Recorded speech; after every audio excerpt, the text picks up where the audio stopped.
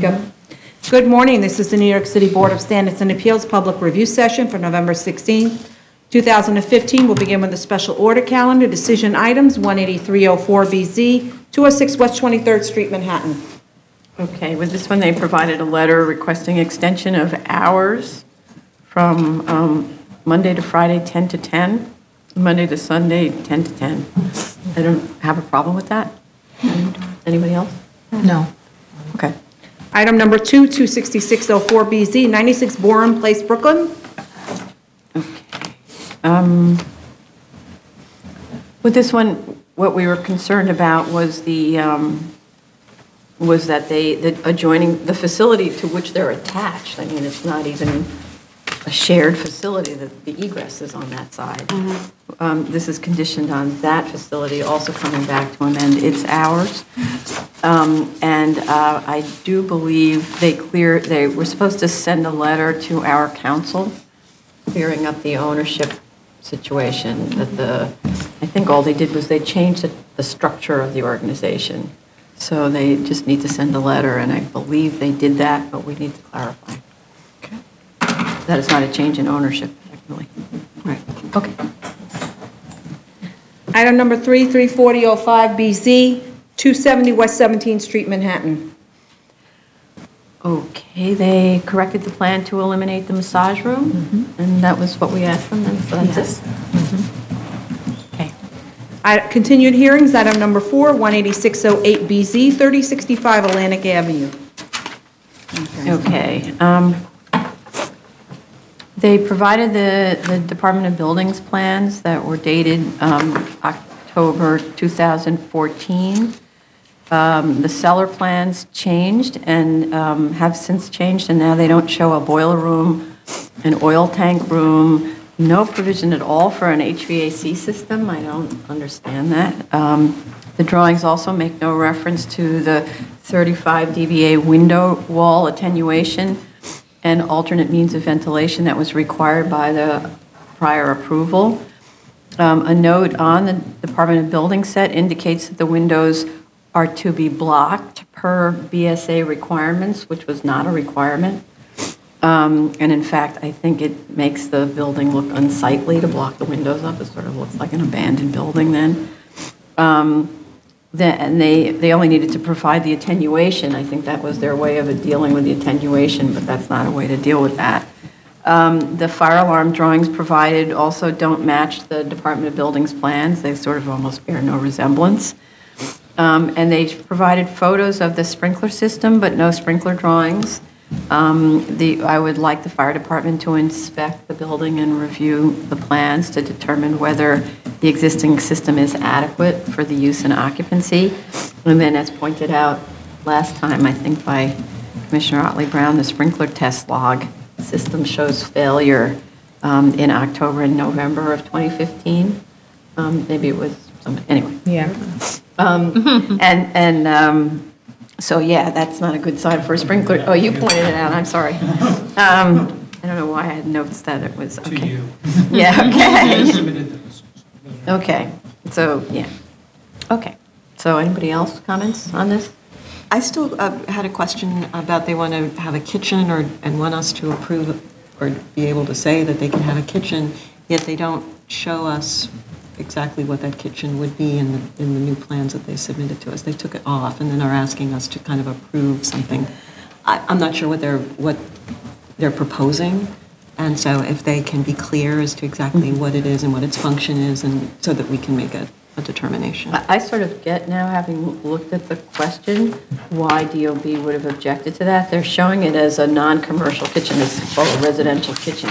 You can't have a residential kitchen in a non-residential space where it looks like you're cooking for a lot of people without an Ansel system, without proper equipment and all that stuff. I get that.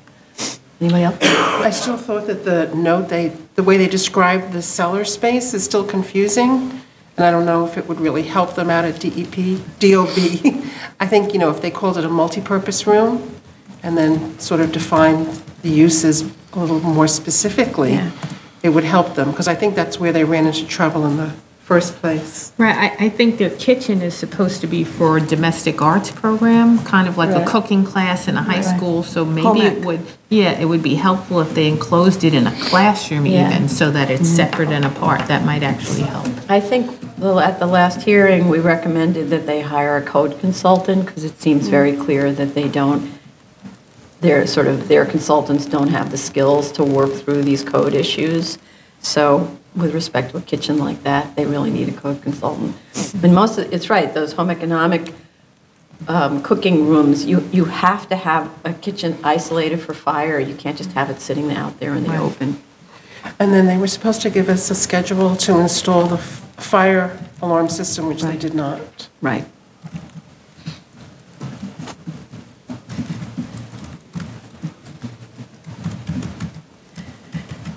All right.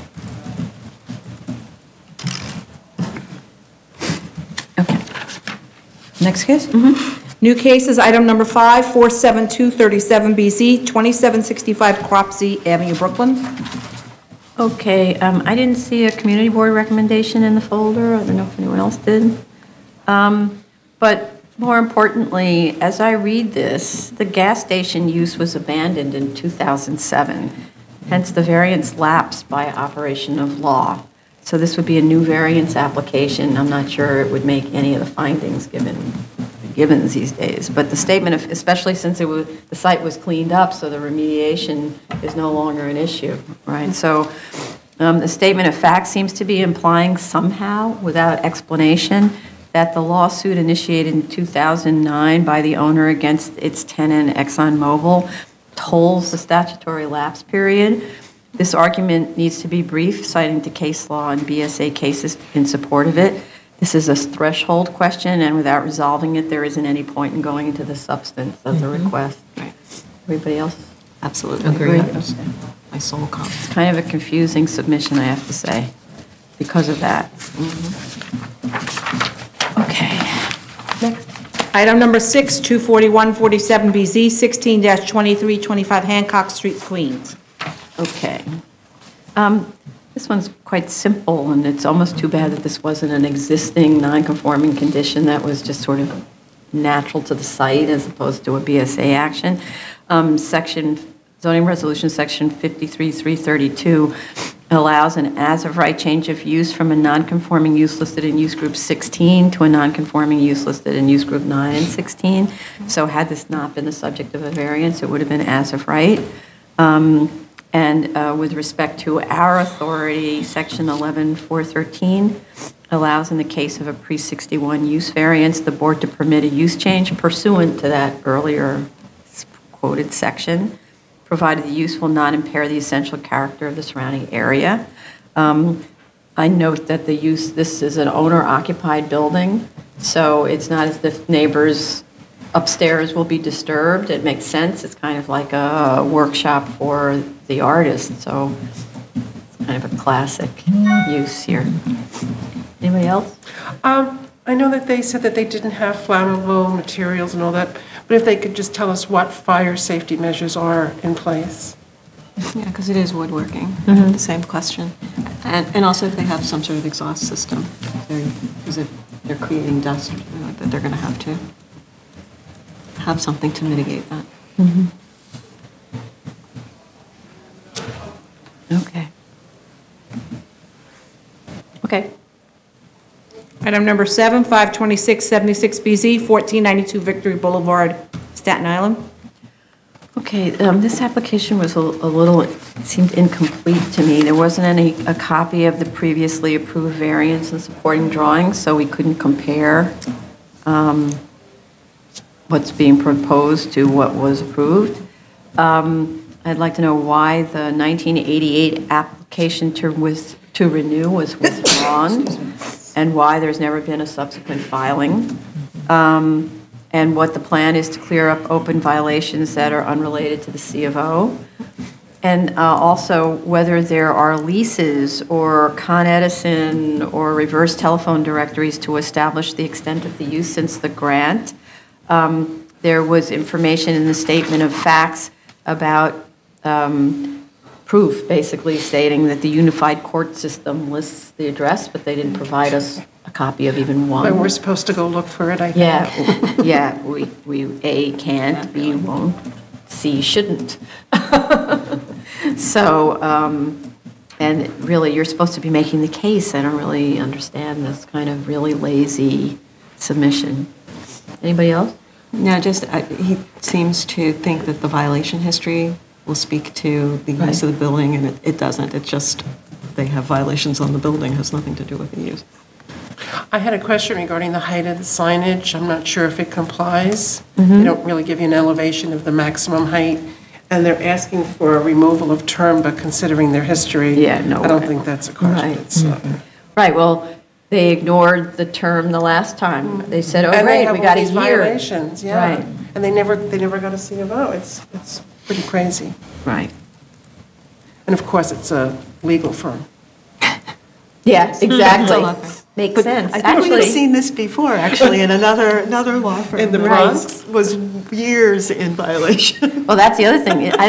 I didn't understand whether this was owner occupied, but if it's the law firm that owns this completely it might be. illegally occupied structure, you should look towards your ethics rules about that. Okay. Item number 8, 105984 BC, 943/61 Kings Highway, Brooklyn. Okay. I just noted, unless I missed something, there's an affidavit of ownership from 2006 that authorizes Cozen O'Connor and not the current applicant, Troutman Sanders, to file the application. That could be, I mean, it was an owner's authorization letter from 2006 to show what the prior grant was about, but I think they missed providing a current authorization letter, so we need a new one. And then the name of the entity is 24-Hour Fitness. So how come they only want the hours of 6 a.m. to 12 a.m.? Are they intending actually to stand by their request, or is this really a 24-hour operation? Otherwise, they should need to change the name to 6 a.m. to 12 a.m. Fitness. Then also, why hasn't the C of O, including the first floor PCE and the public assembly permit, been obtained? Because the C of O doesn't show the first floor PCE because it's old. And also, this was one of my favorite parts of it, there's a really good sign analysis and sign drawings and all that stuff, and then there's a photograph of the building, Yes. and a gigantic billboard on the roof. Yes, I saw that. Which isn't even mentioned, not a word, not a word. They said, they had said there was a legal non-conforming rooftop sign that's been in place since 1965. Oh, they did? I Yeah. didn't see. But they that. don't, When you look at. They don't They provide the don't- proof they don't of it, provide the but they proof of did it. say, they They didn't just talk say about that it. it's there. Right, okay, Yeah, but they I missed that didn't, line. when I looked on the biz site, I didn't see any evidence of a legal non-conforming sign. they don't show There's no grandfather sign any that said evidence no, of it. so. They could Yeah. possibly have Department of Finance illuminated sign records, perhaps, that they could provide that would show that it's been in place. Also, they claim that they have no change in square footage, but I think they actually have less square footage, because it appears that on the new plan, I guess maybe on the adjacent use has taken a portion on the first floor of the free weight area. Oh. So it's slightly smaller, but it's a different plan from the original, so they should just check. Okay. Okay, good. Next. Item number 9, 36487 BC, 1710, 1720 Flatbush Avenue, Brooklyn. Okay, so generally in the history of this application, it's very clean. Every single time they needed to renew, they came back to renew. That's sort of, very upstanding citizen. And they held generally the conditions of the grant, though I do see that there's graffiti on the rolling gates, which needs to be removed immediately. And so I just would like to know what what people who went to see the site think about its condition. I actually went to the site, and for the most part, it's okay. There's some outdoor operation going on out there, which has a car that looks like it's kind of propped up in place, that looks kind of, maybe it was an accident or something, or beaten down, and it's got something propping it up, leaning on it, and it's, Yeah. I don't know if they're working on it out there or I don't- what they're doing. I was looking, it's like there's a structure underneath it. Yeah, that's But it kinda like wasn't in the holding it. air. Yeah. It was almost like I thought the car had run over something. Yeah. Exactly. And it's not a lift. It is not like it's an outdoor lift. Is It's it a just- sign? No, You know, it looks like a hurdler's It's a horse. bunch of tiles, stone tiles that are placed underneath. Cinder blocks. And like some- cinder no, blocks. it's not cinder blocks. It's like some tiles and like part of a hurdler's metal- horse for Is it- track is it that's art? like wedged in, and It's- it's very odd. But I got the impression that maybe they are doing some work outside. When I went, it appeared that perhaps they were utilizing the outdoor area to actually do repair work of some kind. And there are cars that, at least I saw, there were cars that didn't have license plates. I saw cars on the sidewalk. And a car on the sidewalk. So I think they just need to explain what their operation is a little bit better. And get rid of the cars on the sidewalk. And get rid of the cars on the sidewalk. And We- it's supposed we to be saw cars one- awaiting service, not not. We had cars seen for one sale. car on the sidewalk, but it wasn't clear if it was theirs, because it's behind the neighboring apartment house, which has space in the back for parking. So it looked like it could have been part of theirs, like, you know, people were trying to get as many spots in, you know, cars in there, and then there was one left. It's hard to tell, because it's a licensed car that's in good condition, that's just wedged in between both lots, kind of. Okay. The other thing, sorry, go ahead. No, go ahead. I noticed some stains, like oil stains on the sidewalk, so that could be as a result of cars being parked for an extended period of time on the sidewalk. So I think we need a little bit of clarification on the use of the sidewalk. They have a clothing donation bin, Right. which I think they've moved it to the front of the building, but I don't see why they have it on the site. And the trash bin is out near the pole sign, but I was wondering if they could put the trash bin in the building, because there's like this angular portion, you know, where it could be stored. I don't know how many times a week or the hours of pickup, but it would be a bit more presentable. Well, the notice of comments actually requested that it be removed, but it's, the way I guess the applicant read it was removed from its position, which was close to the property line and the sidewalk, and they just kind of moved it. You mean the to- clothing bin? The clothing bin, sorry. Yeah. They moved it To the front of to the the front of garage. the garage, and I think the intent was just remove the bin. It needs to go away. Okay. It's interesting about these clothing bins. Why do they all end up in gas stations and automotive repair places? They must make some income off of them, that's the only thing I can They're think of. donations for like Salvation Army and things like that, right? But I think somebody from the city came out with a policy statement on these clothing, and saying that they're illegal. Yeah, DOT can slap you. DOT, Instead of ticket, right. sanitation comes and takes them, And- because they get a ticket and stuff. But that's if they're on the sidewalk. Yeah, if they're on If the you've got it on sidewalk. your own Yeah, if property. it's on your it's property, probably- why it's can't not- you have So it? it's I don't probably know. a sidewalk issue. Oh, okay. Because And how- I see them on people's sidewalks all the time, you know, like you have to kind of walk around them. And how often are they emptied? It sounds sort of yucky. I don't know. Doesn't vermin get inside these bins? I mean, it's like rat heaven. Warm, yummy. Ew. They just creep me out. Yeah. Okay. All right. Item number 10, 24803BZ, 1915 Third Avenue, Manhattan. I didn't have any issues with this one. Yeah, that's fine. Appeals calendar, item 11, 31712A, 40-36 27th Street, Queens.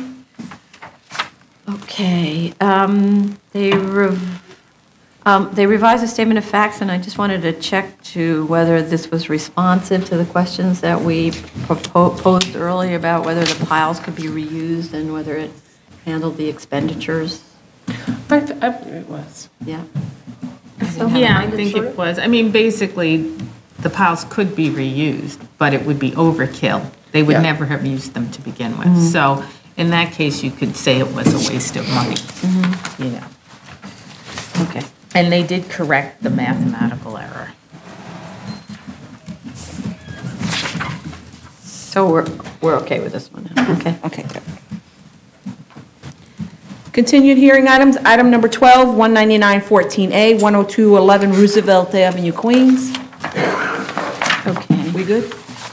So this one, we did receive an updated DOT letter, which continues to be opposed to the application. They revised plans to eliminate, to create just 2 parking spaces, so I guess eliminated 2. Installing enunciators and showing on the plans anyway, a rolling gate, even though it's actually in place. And a red warning light, I guess. Yeah, red light. So, you know, again, I'm not a driver. I'm deferring to the drivers who would have to actually deal with this. I think this is quite a strange and dangerous condition, except that it's been operating like this for 8 years. It seems to me the part of the problem is that you can't regulate whether there's 2 cars or 6 cars in there once, you know. So it seems to me at the very least you'd have to stripe the lots and you'd have to put a sign up saying parking's for only 2 cars, and then it's for 2 cars. Like, this is all about 2 cars? I mean, it's only supposed to be for the doctors. Yeah. So I don't think that the doctors would allow more than 2 cars on there because you can't maneuver if there's more than 2 Well, cars. they already So I have think 4. Right, but if it's, I mean, it's Reducing tight. that to 2, right? It's tight. I it think is- if you're going to load up that alleyway with cars, then they're going to run into trouble with their own, keeping their own property in good condition as in their cars. Okay. So you're okay with it if it's... I'm okay with it because ultimately you're crossing the sidewalk as you would to enter any garage, and you have maybe ever so slightly more of an angle to get in, that's all. Yeah. My big thing was that since they're able to turn around, I think the level of safety is increased tremendously. So as long as they can turn around inside, which they've shown that they can, I didn't have any concerns about it. And I'm okay with their warning lights and the signage, and that was my issue, is if they were going to do something, they really needed to have some sort of auditory and visual cue to people. Okay. That the doors are opening. Okay, and I just wondered whether people have a feeling about whether this should be on a short leash to ensure compliance, or whether, Well, typically, does anybody feel about I that? have no particular feeling. I have no particular. I don't think it has to be on Not short. needed, okay. Okay. item number, new cases, item number 13, 5815A, 139, 141 Orchard Street, Manhattan, also known as Rivington Street. Okay.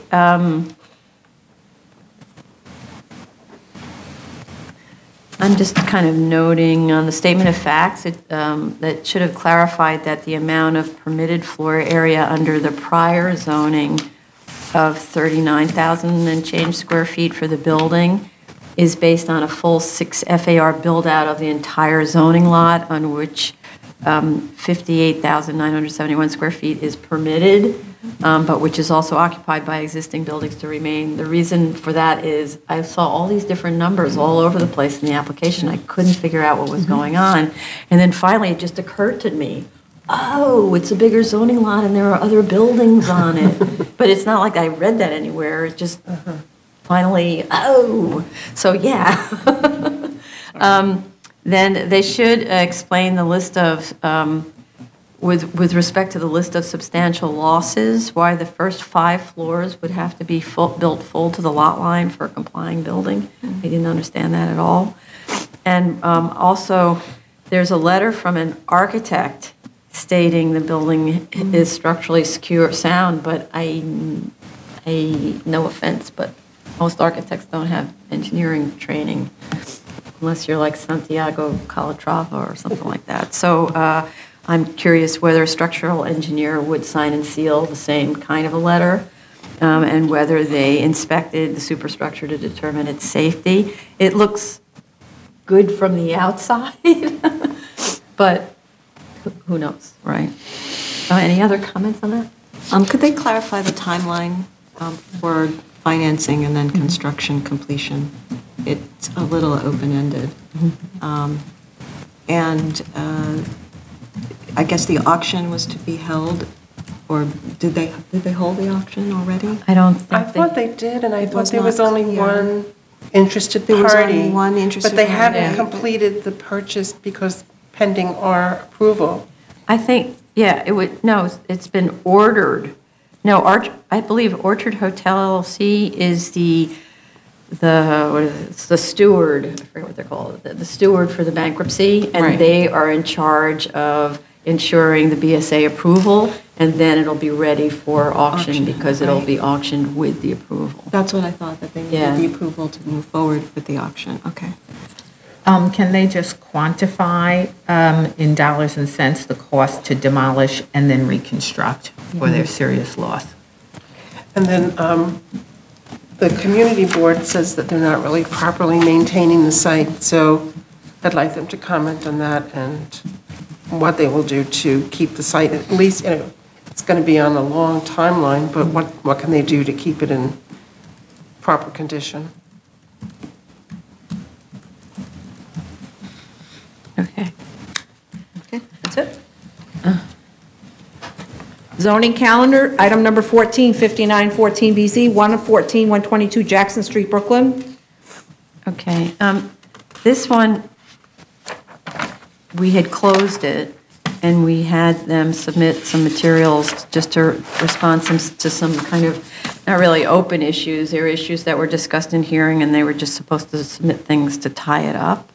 But one of the things that they submitted that I was very concerned about was the security system that they're proposing for separating, because a big part of our discussion was how are the children who are school children, because this is characterized as a school for our variance purposes. And they went to great lengths to talk about how the public schools will be using this building for school children during the day, not as after-school programs where it would fall into more like a YMCA kind of idea or a classic settlement house, but as a school during the day, and at the same time have adults coming to the third floor who are both people who work for the home care services and people who are coming to consult with on behalf of maybe family members or the person themselves or something like that. And I looked at the lobby, and the lobby is just this sort of free flow space. And in the first operational plan that we got, they said that the main staircase would have free access by the children on all the floors, which makes sense. You want kids to use stairs, not elevators, to go from the second to the third floor kind of thing. But, or it's more like the second to the fourth floor. The thing that's really strange is because the home health provider is right in the middle, you can't isolate them. So what I was looking at on the floor plans was both that once you come into that staircase, anybody can go into the children's floors, and then you'll be depending on a teacher to catch them. And then the other part of it was that the elevators, there's 2 elevators, one of them is supposed to be devoted to the home health service, where you need a key card to get in, and one is supposed to be for the school, where you need a key card to get in. But if you look at that lobby, when it's crowded, 2 or 3 security people, in my mind, won't be able to control adults wandering in who are allowed to be in the lobby from wandering into the school elevator when it's not children in that elevator, but it's adults in the elevator. For instance, I'm coming to the school to give a little class, and I'm not a regular teacher. I'm doing something as a whatever, and I'm in the elevator, or maybe I'm a regular visitor, so I have a card. I'm in the elevator, and a person comes into the elevator. It's putting on me the job of being security, saying, are you sure you're supposed to be in this elevator? And I don't think that that's where the security should be. Security should be at the front. So they don't have anything at the front desk like you do see. I mean, it's a bad example, but in gyms, for instance, or in some of the Ys, you're not allowed to go past a point. You end up coming to a little gate like we have in our office building. You come to gates and you have to have a card or you have to go through security and they give you something. So that slows down the flow of strangers. And so I'm just mostly concerned about the strangers mixing with the kids. And even the home health people, we don't know who they are. Maybe they're allowed to be in the building, and then they kind of just wander their way into other floors. And I just read in this kind of revised operational plan, but I didn't realize that the first floor is also a training floor for adults at the same time somehow as the children. So now I'm concerned. I don't really think that's unusual in a community center. I mean, I've visited community centers because my children go to various activities, and for instance, there's a Y up the block from us, and there are adults and children circulating through that Y on a daily basis, and there is one security desk at the beginning without security guards. It's with just an employee who works, who basically, if you ask her, gives you directions on where you need to be, but people mix, and they mix safely because the children are supervised. And I assume in this situation, the children are going to be supervised by either teachers during the school day or counselors in the after school, and those individuals are highly trained to ensure that the charges that are in their possession are protected from any other influences. So I'm not sure that this is going to be a bad situation. I think that they've submitted pages and pages of, to me, what seems to be well thought out plans to secure the children and ensure separation. I mean, I think things can go wrong. Things can go wrong anywhere. But I think that this is going to be okay. I really do. Well, I just hearken back to the executive director's letter, who stated in the current situation that there is a conflict of use between the adults and the children, which they were hoping to resolve in the new facility. Mm-hmm. So they are acknowledging that they have a conflict now. Right. He did. And so how are they resolving the conflict? That's the part I'm not understanding. Right. So maybe... I think the IDs and the key cards and the locking off certain entrances and access to floors is going very far. And I really don't think that there are as of right uses out there that go through this kind of a scrutiny as to their security. No, plans. but for instance, the reason that it's different than a Y, where it's true, everybody just comes in, but by the way, like at the Y, there are times when there are children's hours at the swimming pool, for example, where there are no adults. And then there are adult hours where there are no children. This idea of separating adults from children is actually quite common in facilities during the day, but more to the point that this is a school. I mean, that's the way it's being characterized, right? So if you knew that you had children in your school, like you're sending them to school, and then they're being brought to this other building, and in the other building, adults who are unrelated to the school, completely unrelated, and they're also unrelated to the activity of the center. They're not all there to go to the gym. That they're going to be mixing with them in a way that, I don't know.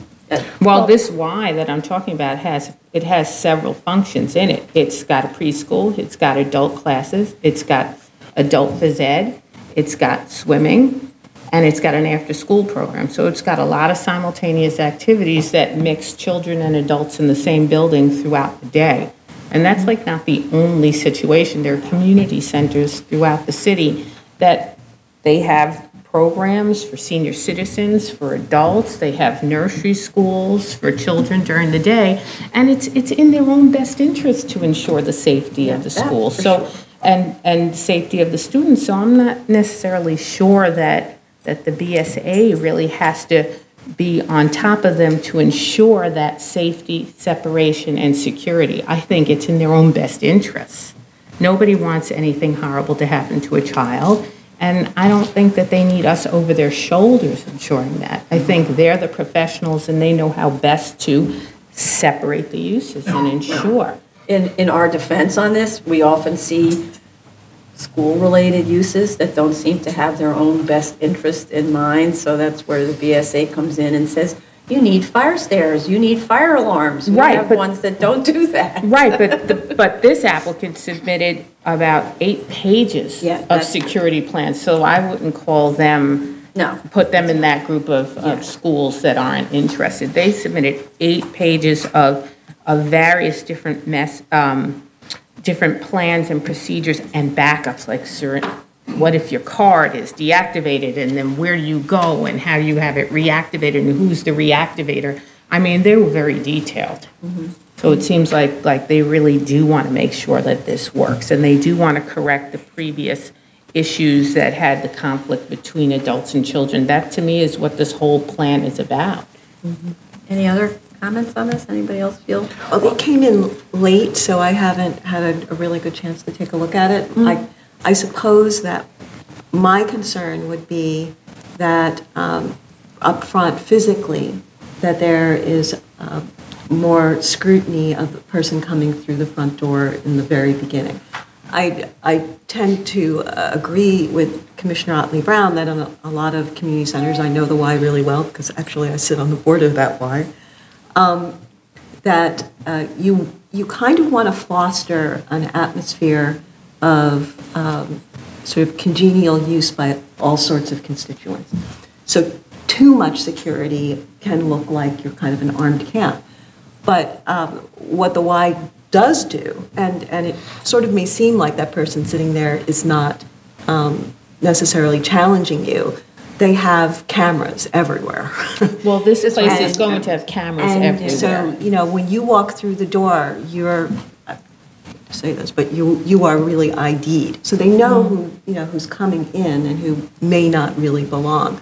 So a lot of, sort of intense physical kind of stuff like that, I think is important. But on the other hand, you don't want it to look like, it's an armed camp. So I will take a look at this more closely, but.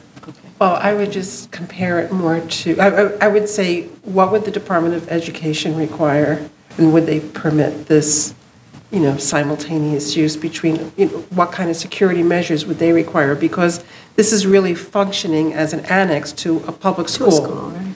So, And what do they require just in schools? Just Right. sort of the typical school, which Yeah. can have multiple uses within it. You have adults who come in, and you have parents who come in, and so. Well, from my experience in a public school, you have a central desk, and that desk is the greeter, so to speak, and it's usually a school security officer. And at that point, you enter the school, you provide your credentials to them and your reason for being on site. They note it in a book, you sign it, you get a little piece of paper similar to at 250 Broadway that you slap on your chest, and you move about the school. But you the do what difference you have to there is do. there are not that many adults from the outside True. who come to a school, right? It's parents who are there for some particular reason, or, a salesperson who's selling whatever it is, pencils. Right. I agree, but I don't think that you're going to find in the Department of Education that you're going to have such intricate security plans precisely for the reason you state. You don't have that many adults mixing in the average public school situation. Right. You have adults who are coming for appointed reasons and meet with teachers, meet with the principal, pick up their children, but you don't have a situation where you have adults working there in an unrelated issue. So, and I certainly know that they don't have the technology advantages that this site is proposing, because there aren't cameras and there aren't key cards and anybody can get on the staircase and that kind of a thing. You don't have those in public schools, maybe in private schools, but not in Department of Ed public schools. well, I haven't read the revised security plan, so Let's take a look really, at I that. Okay. do Because one, justice, I have to noticed, read I that. didn't read it really carefully, but I did notice there was at one point sort of deferring to Department of Education to take care of the security. That made me feel uncomfortable, because then it's kind of like he's responsible, and that's not good. Because at one point, I'd suggested that at the desk, they have security gates like what we have that are only in operation during the school hours. And then once it becomes a standard community center where everybody comes and goes, then you don't need the gates, you just leave them free swinging. is just a way of being sure that somebody stopped at the front desk. Because the way I see it is the front desk will not be a place that people stop at unless there's nobody in the lobby.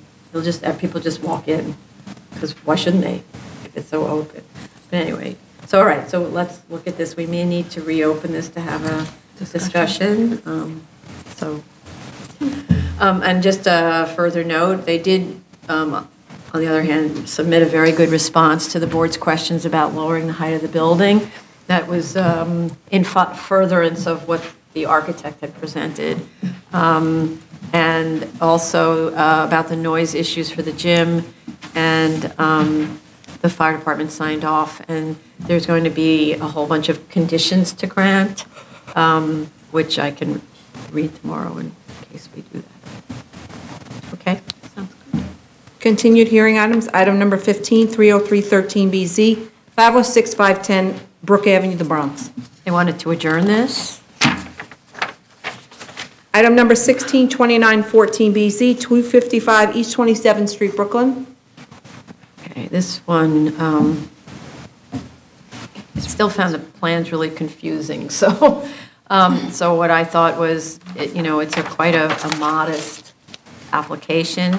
I'd just say that in the grant, we make it clear that it's limited to this 11.5 by 25-foot 10 addition in the rear yard, and that DOB will decide what the legal conditions are for everything else, because it's really impossible to figure it out. Also, that the resolution should note that the survey shows an existing side yard of 8 foot 6.5 inches and 3 foot 3 inches, which the grant does not reduce. That's what it will say, because the plans are actually showing an 8 foot 5 inch side yard, and that's a little bit of a creep. But it's, again, it could be just computer dimensioning issues, because the computer always knows what it wants the dimension to be, even if it's not what you want it to be. So, okay. Anybody else? No. Item number 17, 4114BZ, 2137 Waverly Avenue, the Brooklyn. I think this is the one that, sorry? Barbara. I think this is one that was, nothing was submitted, so I believe they have to adjourn without getting a letter. I don't think we got a letter. Did we? Oh, yeah. Right, okay. So that's right, I'm sorry. With this one, we did want to get an update on, just from the applicant to tell us what's going on, because there's a lot of fire safety measures that need to be addressed, and they should be working on them as opposed to taking advantage of adjournments and not ever doing the work. Okay. Item number 18, 10214BZ, 401 4017 Avenue P, Brooklyn. Okay, sorry, just a second. All right. We have a letter from the engineer stating that the current floor assembly is adequate for current continued use. Not sure what any of that means, but current continued use does not speak to what the proposed use is, which is a lot more people. It also doesn't speak to how this determination was made, like what the occupancy load was assumed to be, and so on, and I'll let Commissioner Montanez pick up on that one in a minute. I'd like to also understand how the 3 entrances are intended to work. One of them is labeled not an exit, but it is the only means of egress for the mezzanine, so I don't understand that. Also, I'm trying to understand the access to the playroom and the mikvah. One entrance there goes from grade through a toilet room, which DOB must have missed. The emergency lighting also indicates that that's a second means of egress. Yeah. So, really? Can't go through And then I'd like to also understand, I can see from photographs and Google Earth, but what is adjacent to the sukkah's porch? The issue is noise and nuisance to neighbors, and how will this be shielded? Maybe it shouldn't be allowed to be accessed, unless you can create a really good shielding. There should be iron picket fencing and high dense shrubs around the entire site with gates. They should provide a solution for shielding the neighbors from noise and the public where the yards are narrow or filled with stairs, such as high picket fences with trellis and vines. They should show location of all steps and landings on the plot plan because it actually implies the yards are open, but they're not, and provide a landscaping plan. The pedestrian study suggests that congregants should stay on the site following services. I can't imagine how they propose to do that. There's no place to be. There's a 4-foot side yard that has egress in it. That leaves only the 8'10" side yard on the other side for 100, I forget what the number of congregants is, it's a lot. And the front yard already has ramps and stairs, so how are we supposed to be staying on site? The staircase to the rabbi's apartment needs to be shown at the mezzanine level. There, it looks as if he's spirited up to the next floor. The yard study goes to general neighborhood character, but we also need to address the impacts on the immediate neighbors of filling in the rear yard with a 23-foot high structure and a portion of the side yard with a 1-story structure. With respect to the 2007 DOB approved plans versus the existing condition plans, they are not the same. As a result, I have concerns about safe egress from the cellar and the mezzanine and ADA accessible toilet rooms. The doors, I know the doors are swinging into the route of egress, which, again, if DOB approved it, they missed that because it can't be legal. And one egress route leads to a cellar stair. It's not allowed to do that. Are the ramps and stairs, I just want them to address that, or whether the ramps and stairs are permitted obstructions in the front and side yards. And the floor area chart on the proposed plot plan is incorrect. The gross area would include cellar and doesn't. The net area needs to be the zoning square footage. I don't really know what net area is otherwise. The traffic pedestrian study indicated agreement with a nearby dental facility to allow parking in the 6 a.m. to 9 a.m. weekday hours. That's nice, but unless it's a permanent arrangement, it's not actually doing anything here. I'm also wondering whether, given that there's also parking in the evening, whether the same facility would be willing to have evening parking. So, yeah, unless we can see, it would actually have to be a permanent run with the land approval. Restrictive, Yeah, so, and so that would cost something, right? And if there was a change in ownership, then they would have to find alternative means, right? Also, that same traffic and pedestrian study is very conclusory and provides no backup data for its conclusions, such as observed traffic or pedestrian counts, available parking space counts, etc. We requested this because the neighbors are complaining that the current synagogue poses congestion issues, so it isn't genuine to say that the proposed enlargement will have minimal effect on current conditions. It already has an effect on the conditions. And those are my comments. Nick, go ahead. I agreed with the parking. It was not clear to me how they intend to sort of operate that. I think it does need a restrictive declaration because if the property changes hands or the dentistry office decides that they don't want to do this anymore, there is nothing really that prevents that. Also, they just need to check totally all of the egress. I think they only have one means of egress out of that child play area, right? So it's very unclear to me how they intend to operationally have the egress work. And they're calling this a mezzanine, but is this really a mezzanine, and would it be considered a floor, not necessarily an intermediary level, which a mezzanine would be? I think And if they did, what would that mean? Well, I think I don't understand whether they're saying that they don't have to consider it as floor area, but I guess they are. No, they're counting it as floor area. Right? So it's really a floor. It's not really an intermediary. Right. Yeah. Maybe I'm being picky, but a mezzanine actually has a... If it's floor area, it's the second floor. Right, and it has a meaning. Well, so it could be a mezzanine with floor area. I mean, a mezzanine is 1/3 of the area of the floor below, that's all. Sometimes it means now you've got a building that has more stories than are allowed, in which case, Right. And that's their it needs a situation waiver. here. It is. They're having It's- 2 stories in right. the rear yard. Yes, right. So Exactly. instead of calling it a second story, They're they're calling calling it it a a mezzanine. But what they're asking us for this waiver, because they could have, for a house of worship, right, a 23-foot They could go to encumbrance. 23 Right. feet. Yeah. And that was one of my questions, But is not 2 why can't you do floors. that? But not 2 Right, floors. right. But a Right. mezzanine So a also But no, isn't no. allowed in Well, If it's, I don't know. I think it's DOB murky. I think it may be very murky to They be. call it a second floor. Oh, in the- That's- in the I- obstruction, I mean, yeah. Yeah, for the Right, obstruction. and because it lines I agree up you. with the Right. rest of the building. Yeah. And to me, it looks like it's got to be a floor. So I think that they need to look at that. Yeah. Also, It's a waiver, though. They've already asked for this waiver. Yeah, I think it's just the terminology Yeah, probably. yeah. Yeah, okay. yeah, because otherwise, if it's a mezzanine, right. So lesser variance didn't really make a lot of sense to me. I was not convinced that their plan just didn't work. I think that they just didn't really think through what it could be.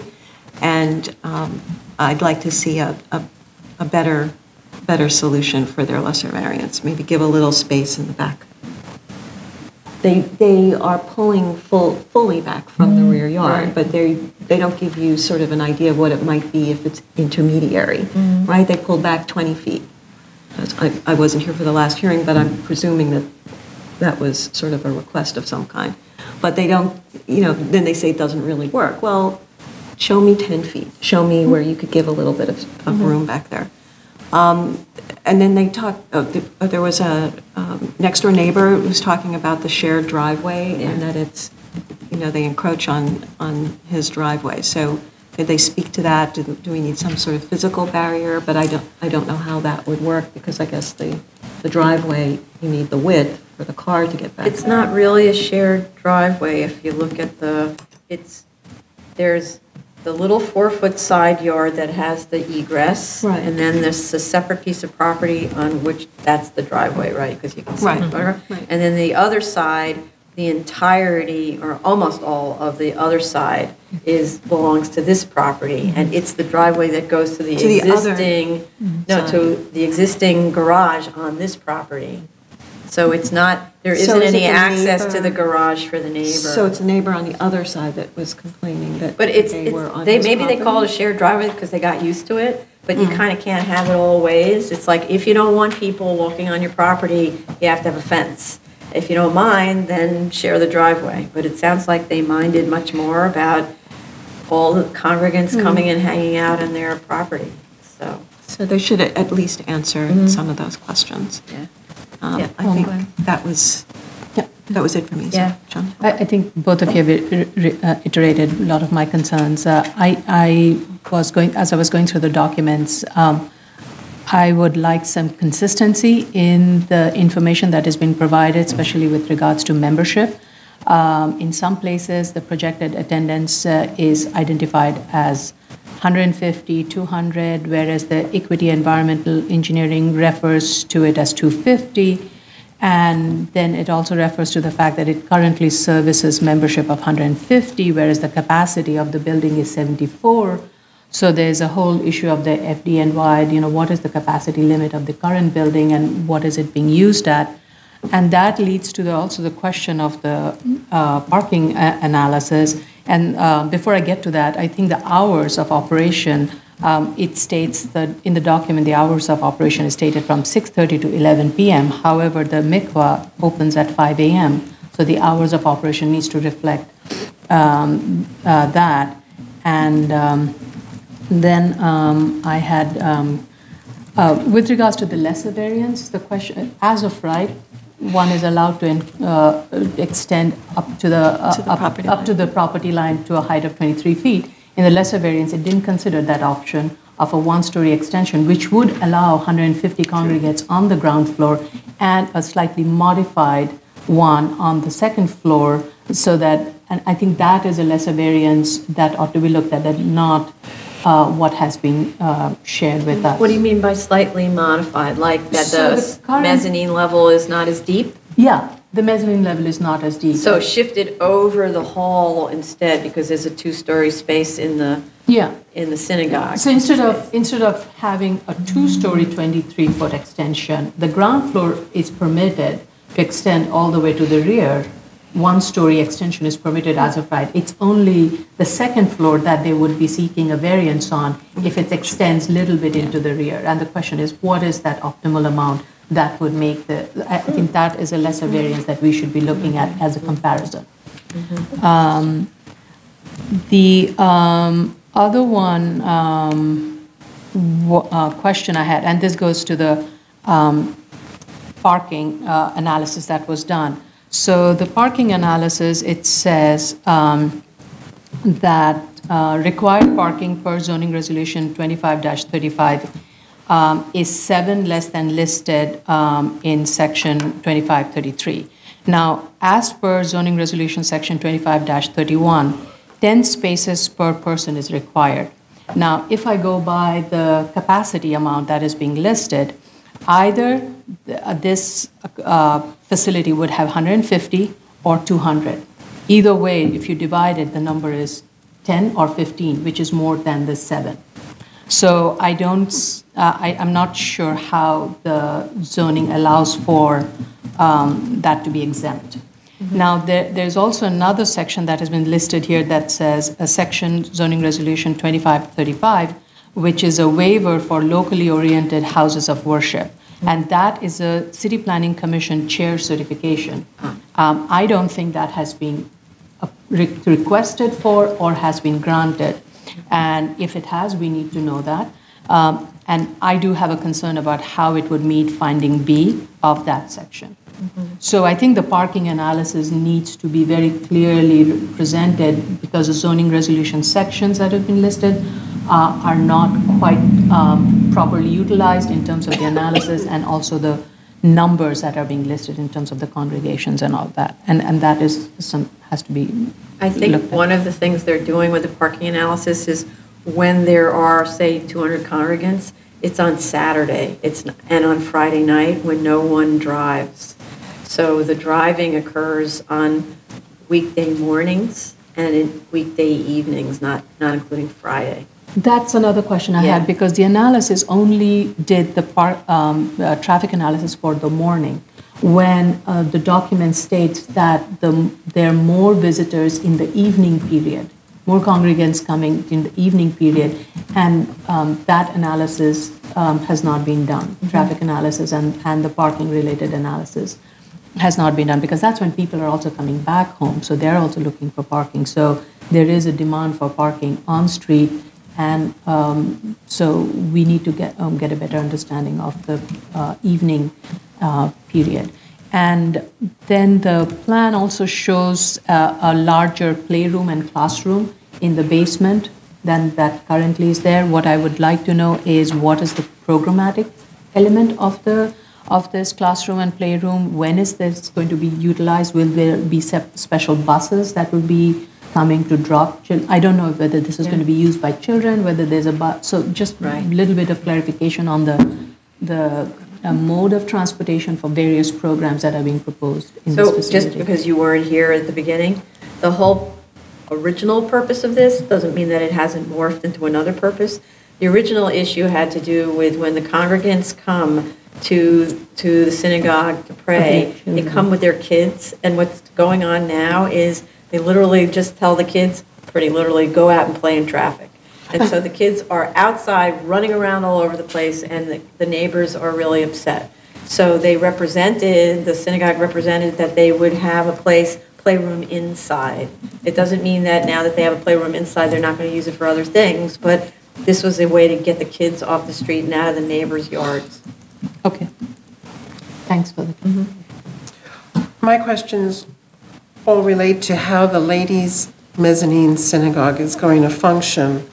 It bothers me that they still don't have a secondary means of egress, and that there's two grand entrances to the men's synagogue.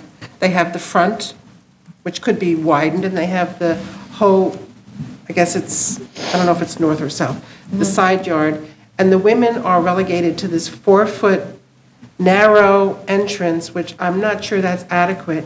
And the way this works, is the Sukkot porch only going to be accessed by women? You know? Right, yeah. So How do you get, yeah. You get them in there. there's no ADA access for the women, but there is for the men to go to the cellar? I just don't understand. Yeah. They did say about the ADA access that they would provide a little area at the back for women, disabled women, to be able to sit at the back of the I main missed that. floor, which is legal. But in terms of the access to the sukkah's porch, yeah, absolutely, because then how's that work? And then, since there's only one sukkah's porch, that's not allowed under the ADA.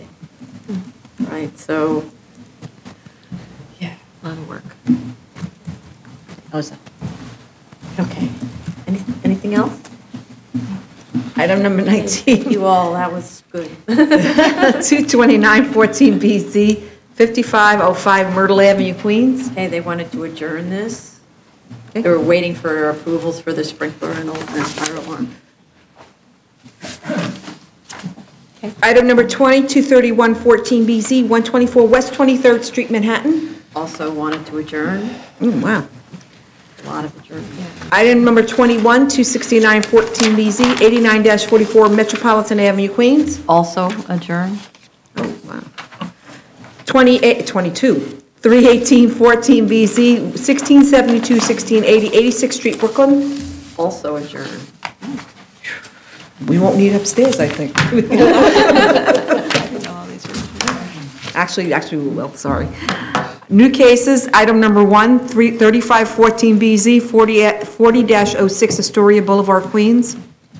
Okay, we do have Department of Investigation sign off on this, since this is a legalization, and the fire department stated clearly that they need to know, they need documentation that the interior fire alarm system has been installed, inspected, and approved by DOB and fire department. And so we need the fire department to sign off on this. I don't think we have that proof yet. Do we have? Okay, so and fire department just received the submissions, right? Okay. And the drawings should indicate that it's a legalization as well. It keeps saying will be installed. So it should Oh, say yeah. is Should write the installed, language is on the installed drawings, yeah. in the present tense. I'd like them to comment on the TCOs that have been issued, which clearly state on the bottom that only the first floor should be occupied, and meanwhile, they're occupying the entire second floor. And they, before any TCO was issued, they started operations in December of 2013. And even though they said that they removed that note if required by the FDNY on their plans, the latest set of plans I saw still contained that note if required by the FDNY. So, and their parking analysis is only for the PCE use. I think they should analyze the whole building, and, if it's grandfathered or something, they should state that, but it should be for the whole building.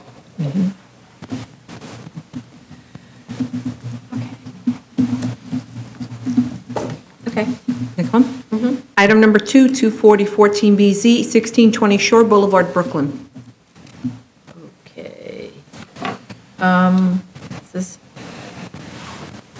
a fairly simple application, except that I was pretty confused. So they provided a whole bunch of Sanborn maps without telling us why, but the Sanborn maps don't seem to support the existing non-compliant conditions at all. Not one of them, all the dozens that they gave us. There's no DOB denial for a non-complying rear yard that was obtained, so I don't know how they established that was an existing non-compliance. Ditto for that side yard incursion at the kitchen. It's not shown on the Sanborn maps. I don't know what they showed to DOB. So they have work to do to get us to existing non-compliances. Anybody else on this? I think their plans state that they actually have a 19-foot 4-inch rear yard. Yeah, Right, because so- they're measuring to something not sure that what doesn't they're look like the measuring to, yeah. Sanborn map. So they really need to make sure it's 20 feet. No, they're saying it's an existing condition, the Of 19.4. 19.4? Yeah, so the survey see doesn't, that. It's hard on the survey because the surveyor didn't measure that way, and it doesn't say how much further north the building is, but on their drawings, it shows 19.4 and it matches the survey. So, and then they Okay, I say didn't- on their wasn't zoning able to see that. sheet that it's an existing non-compliant condition. But they didn't show But they us don't why it show, is. we don't know how. Okay. No, at the Sanborns, it showed, I think the jut out into one side yard and the rear yard are, non-compliances are not on the Sanborns. Right. Right, yeah, Right. that's So it. it's like, why are they able to have this at 19.4? Right. If anything, it's the guy next door that has non-compliances that are established. And he's talking about dry wells. Could he explain what he means by, where's he putting them? How is the cellar being drained? It wasn't clear to me. He just said that we're going to provide dry wells. Well, they're excavating this cellar, which I don't believe is, allowable under Right. Appendix G. And is it just for the dry well? Is that what he's saying, or what It's is for the he- garage. It's for the garage. He's putting so- below-grade garage, which I don't believe he can do. And he wants to put in a curb cut. He's saying he can't put in a street tree because he has to, there's actually a street tree newly planted there. That they're going to have to remove to put in a curb cut, to put in this below-grade parking, which I don't believe is allowable. And, And the ramp to the garage is extremely steep. It can only be 11%. It's a new garage. I think he would be allowed to raise his first floor more and put like a parking Right. space underneath. There's actually a building on, I think on that block, further on Ocean Parkway, that actually does that. So I'm wondering why they just didn't utilize that form. And then, as far as the mitigation measures, he goes into all this discussion of how he doesn't need to do one, but at his current elevation, he needs one. But they have one. They don't. I thought he has a porch at the front. And, I no? don't think so. No, I have to look at the drawings. I thought he was saying he doesn't need a mitigation measure. He said he in his didn't state. need it, and then I look at the elevation, and it looks like he's got a porch and a turning stair.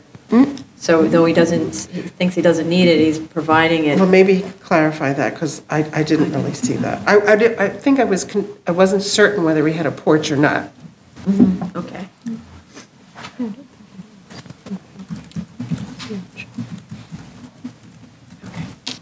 Because he's lifting it 6 feet above grade, isn't the mitigation required at, you need two at 9 feet, right? And he needs one One. at 5 feet. At 5, okay. So he's moving it 6 feet 2 inches so far. Right.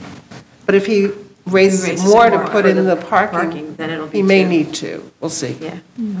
But at least he'd get the parking in and not be a tortured solution. Okay. Anybody else? No? Okay. Item number 3, 60-15BZ, 111 Fulton Street, Manhattan. This is our favorite kind of gym. So this is a CrossFit, so we're by nature super vigilant in spite of disclaimers in the statement of facts that this is unlike all other CrossFits. Don't know why. Otherwise, then why don't you call it something else? The construction drawings provided show details for the flooring and walls, but they're not keyed into the plans, so we don't know where they're taken. And also, there's no information onto what the weights will be dropped or placed, and also whether there will be wall balls, another one of our favorite subjects. And they say that this is not a place where you're dropping it from overhead. Well, we've got past that a long time ago. We know that they drop it at least from waist height. And they're just using some kind of thin padding that you use in all kinds of gyms. I'd like to know what the adjacent users in the cellar are, and above the gym at the first floor. The statement of fact says there's another PCE in the cellar, but the C of O doesn't state that, and the plans don't show it. And then they provided, it's not really even a cut sheet, it was from the website on the flooring material, which says nothing about the thickness or the technical performance or anything about that material, so it's more or less useless. When I went onto the website, it's just a very general place, so you need to go much further to find out what thicknesses are available. And then we know that any kinds of drops need to be on something much thicker than a little tiny thin rubber mat kind of stuff. Anybody else? Can they detail their operation a little bit more? Tell us exactly what they're doing in what space? I agree. I looked at the spec on the rubber matting and went to the website, and it doesn't really tell you much because you don't really understand how the operation would work with this matting and what it's supposed to actually do. They talk about that they will be lifting overhead weights to the tune of 200 pounds. Yes. So I think that they need to discuss how they plan to, I mean, people will drop. I mean, just even if it's a mistake, you're going to, so how does that work? Unless they're using those racks, it's different. If you're inside the rack, you lift and the rack doesn't let you drop it to the floor, but then you're not coming all the way down, right? Or if you're coming, well, I think you can come all the way down with the rack is there to receive it, but I don't know, because we haven't seen any CrossFit work like that, so we're not really sure what the racks are for, how they use them. And according to their statement, they say they have a maximum of 2 classes that can be held at once. Does that mean that it's a maximum of 14 participants, the 6 and the 8? Yeah, I think So that there are only 14 people working at one time in the facility, or is it just that the classes have 14 people and there would be others working, yeah. Aside from the class, so that they could be more definitive? That was it for me, I think. Could they detail the jump boxes, how they're constructed and what they're being used for?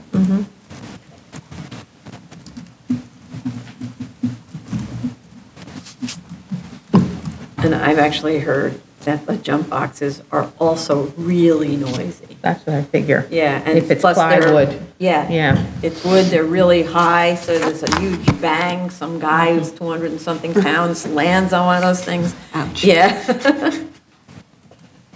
Okay. Okay, anybody else? This concludes the executive session, the public review session for November 16, 2015. Okay, and just for the people here tomorrow, what is it at 2? What time do we have to move We up? are here in Spector Hall until 2:30, from